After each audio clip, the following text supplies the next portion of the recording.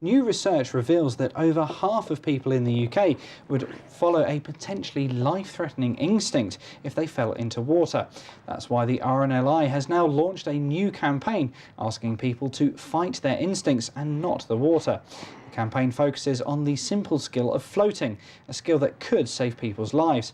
And joining us now in the studio is Professor Mike Tipton, an extreme climate expert from the University of Portsmouth, to tell us more about how to float properly.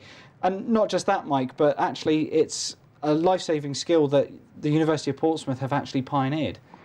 Yes, I mean, this year's Respect the Water campaign, launched recently by the RNLI, has been based on research conducted over the years at both the Institute of Naval Medicine and at the University of Portsmouth, and latterly at the University of Portsmouth. So we've been looking at the responses you see when you go into water, how long the dangerous responses last, and what to do to try and reduce the risk associated with them.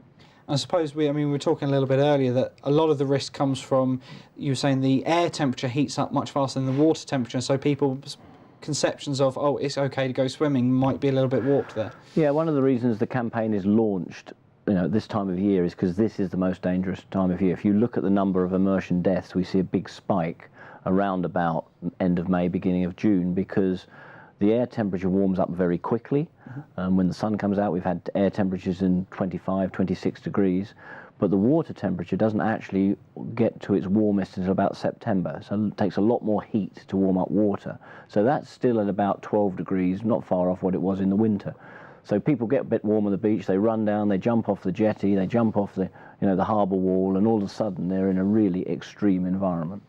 And I mean, we were talking there that so your first instinct is you gasp for breath. It's a natural sort of body response from the cold shock, but you're trying to get people to override their natural instincts straight after that moment. Yeah, you've got two components. You've got a physiological response, which is the uncontrollable gasping, which people will have experienced when they were in the shower and it went cold because somebody switched a tap on. But it's much, much worse when you go into up to here in cold water.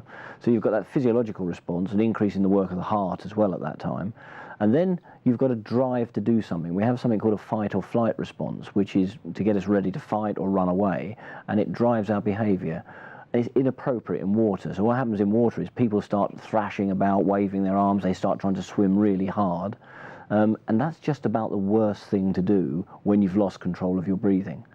Because the chances then of taking the very small amount of water into the lung that causes drowning, which is less than one large breath in. Really? Yes, so the lethal dose of drowning in salt water is about 1.5 litres. If I take a large breath in now, that's about 3 or 4 litres. Wow. So what we want really people to do is to understand that the cold shock response occurs, that it goes away in about a minute or a minute and a half, and if you can just relax, hold on to something, float, and just until you get your breathing under control, you significantly increase your chances of surviving what we know is the most dangerous period of immersion, that first 90 seconds. And we know that about 56% of those who die during that period of immersion. Wow. And some people out there might say, oh, I'm a little bit larger, I find it hard to float. But I mean, is there a particular technique that you'd recommend? Yeah, I mean, actually larger people, if they're large because they've got fat, will find it easier to float. The ones that we struggle to keep afloat are the ones that are the sort of, the muscly type of individual with not so much body fat. But generally, everybody will float. The body has a density that is less than fresh water and even less, more reduced compared to salt water. So most people will float. And if they can't float, then what they should do is just do gentle sculling. And it is only for that 90 seconds, until you've got your breathing back under control. The other advantage of doing very little when you first go into the water is you don't put a big strain on the heart. You're not adding to the strain on the heart. And the last thing is that if you're wearing clothing, even clothing like we're wearing today, but certainly if you've got something like a windproof or something like that, it will trap air. And that air gives you buoyancy. And if you start waving your arms about, you lose that buoyancy. The other thing that happens is as soon as you raise your arms up here, your head goes under. So there's lots of very good reasons for trying to stay still.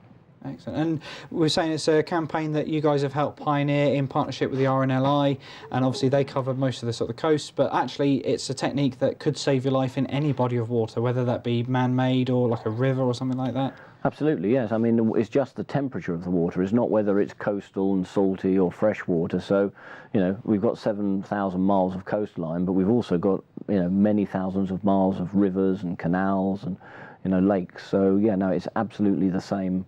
The same principle is rest, relax, float, suppress the urge to thrash about until you get your breathing under control, and then you're fine. Then you know that when a wave breaks across the face, or you create a wave by swimming, that you can stop breathing.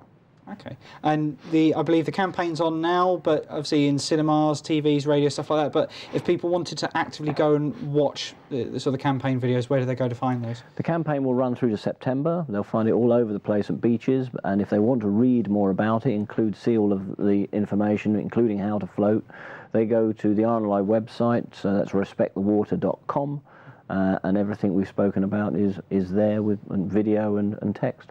Fantastic. Well, you've certainly given us some fantastic advice there, Mike. Thank you very much for joining us. It's a pleasure.